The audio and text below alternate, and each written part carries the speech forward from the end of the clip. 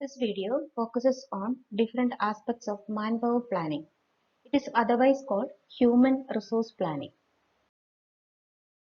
This section covers these aspects of it: meaning, importance, objectives, characteristics, types of manpower planning, process, factors affecting it, and advantages.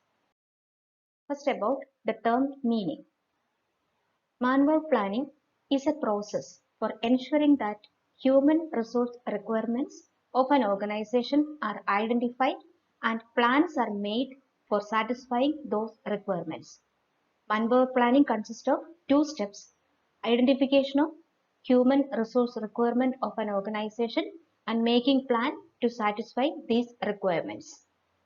This definition is given by Braham in the year 2008.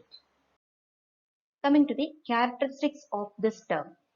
First one, it is future oriented. It means it identifies the correct requirements for the future and plans are made to satisfy those requirements. Hence, it is future oriented. Second, it is a continuous process. Once the planning is over for a period of time, the planning related to the next period of time will start. So, it is a continuous process. It ensures optimum utilization of available resources. There is placement of right type of people in right numbers in the right place. Then there is determination of demand and the demand is met by appropriate supply. And lastly, there is environmental influences like political pressure, social influences, etc. on manpower planning. These are the 6 characteristics. Next, we will see the 7 importance or 7 needs behind manpower planning. First one, knowledge of the sources of supply of manpower. Manpower planning studies the sources of supply of manpower and utilize these resources. It will study or it will review about the sources for supplying right kind of people and that sources are utilized. Hence, we will say there is knowledge of the sources of supply of manpower. Second, meeting the objects of enterprise. Different employees and of different abilities are required to meet the different objectives of an enterprise. An enterprise or an organization will have several types or multiple objectives to be met. These objectives are accomplished by different types of employees with different skills. So thus, manpower planning is required. Second, manpower planning make the program of employees for their development. Effective program are prepared on the basis of manpower planning. That is, manpower planning assess the needs and abilities of the existing employees, and based on the needs assessment or abilities gap, training programs are organized for their development. Thus, it is required. The third reason why manpower planning is required is to establish coordination between labor and the capital. The labor is nothing but the job performed and the capital is the man or the workers of the unit. Then there will be always labor problem in any enterprise. So these labor problems are effectively managed by manpower planning department or human resource department. Thus it establishes coordination between labor and capital. The fifth one, reduction in cost of employees. Systematic manpower planning ensures best employees are placed in the best post. Thus, it reduces the rate of turnover. Hence, there is reduction of cost of employees. Sixth point, it is a base of effective policy of recruitment. Manpower planning forms the basis for preparing effective recruitment policy to select suitable person. Seventh objective or need, fulfillment of other objectives or other objects of the organization. The other objects examples are a scheme of modernization and its implementation, expansion of the business, improvement of labor relation, increase in productivity, etc. So these other objectives are managed or fulfilled by proper manpower planning. These are the 7 needs or importance of manpower planning in an enterprise. knowledge of sources of supply of manpower, meeting the objects of enterprise, to make the program of employees development, to establish coordination between labor and capital, reduction in cost of employees, a base for effective employee recruitment and fulfillment of other objects. Here we will see 7 requisites of an effective manpower planning department. First one, there should be a well-organized manpower planning department or personnel department, because proper manpower planning requires certain facts and figures to forecast the requirements and development of the human resources required of an enterprise. A well-organized personnel department can perform this function. Second prerequisite is business objective.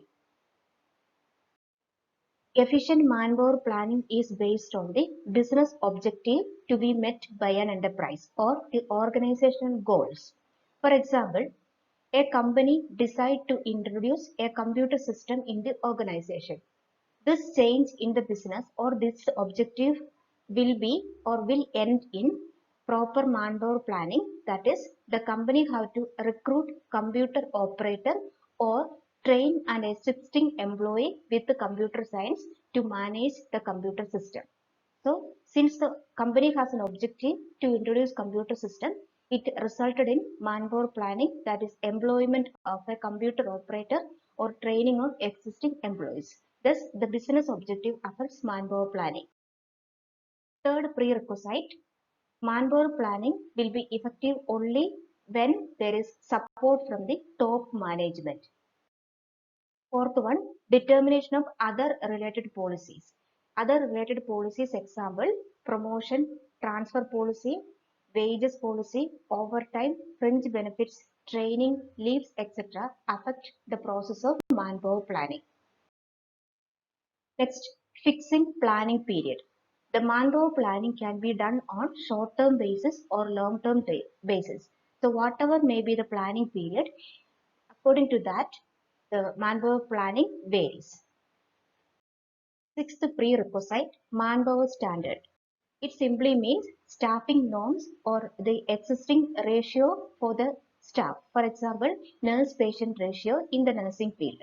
This will avoid overstaffing and understaffing. Hence, manpower standard or staffing ratio is an essential prerequisite for appropriate manpower planning. Seventh one, planning responsibility. The responsibility of manpower planning should be done by only one person, namely personnel manager, in order to be effective. These are the 7 requisites of or 7 prerequisites of appropriate manpower planning. We will see once again, well-organized personnel department, business objective, top management support, other related policies, planning period, manpower standard or staffing norms, and planning responsibility. Coming to manpower planning, its 6 main objectives. First one, management of manpower or management of existing human resources. It is a manpower planning department or human resource department conduct selection of required employees according to the requirement of the enterprise. Thus, it manages the manpower or human resources. Second objective is promotion or formulation of personnel policy. It is a manpower planning department or human resource department that forms policies related to promotion, transfer, remuneration, termination, etc. Third objective, to forecast the need of manpower planning. That means it forecast or it assess the need of manpower planning for a particular period of time in the future, and it also determines what type of abilities are required for the workforce. Thus, it forecasts the need and the abilities of manpower or human resources for a particular period of time. Fourth objective, to maintain the level of production. That is, reduce absenteeism of workers, minimizes the rate of labor turnover. So these factors will result in improved production. Hence, it is an objective of manpower planning. Fifth one, prepare recruitment policy, which we have seen already. Manpower planning helps in preparing sound recruitment policies and based on which selection process takes place. And the other objectives are forming schemes of labor welfare and maintain human relation that is cordial and harmonious. These are the 6 objectives of manpower. Now we will see 4 important strategies used by manpower planning department or human resource department. First one is called succession strategies. These strategies are utilized to account for all unexpected occurrences that can happen in an organization. The manpower planning department will foresee unexpected occurrences and they will formulate plans to meet these unexpected occurrences before it could actually occur. That is called a succession strategy. Second, staff development strategies to fill the needs of the employees by approving appropriate training plan. That is to fill the needs of the employees by approving training plan. Third is recruitment strategies. It is nothing but placing the right employees in the right place. Fourth one is redundancy strategy. The word redundancy means dismissing an employee from his or her job because of certain problems between the company and the workers. The organization wishes to reduce the cost by dismissing few of its inefficient employees. Thus, this is another strategy followed by manpower planning department. That is dismissal of inefficient employees. These are the 4 strategies. Now we will see different types of manpower planning. It can be classified into basis of level and on period basis. On the basis of level, manpower planning first type is macro level. That is, human resource planning occurs at the national level. For example, staff nurse recruitment or nursing recruitment planning by aides. Then on the industrial level, that is on the unit level. For example, staff nurses are recruited only to work in a particular medical college hospital. Then second classification is on the basis of period, that is short term period. Manpower planning is calculated for less than 1 year. Then after 1 year only next manpower planning will be done. Then manpower planning calculation for 2 to 5 years is called a medium period and long period is after 5 years or more than 5 years. Or planning occurs once in 5 years. If it is between 2 to 5 years then medium period, and if it is every year then it is called a short period manpower planning. Then manpower planning, as we have seen in the beginning, it is a process. This process involves 4 steps. First step, studying the employee turnover. Employee turnover may be caused by death, disability, dismissal, resignation, promotion, transfers of workers, etc. So, study of this employee turnover is the first step of manpower planning.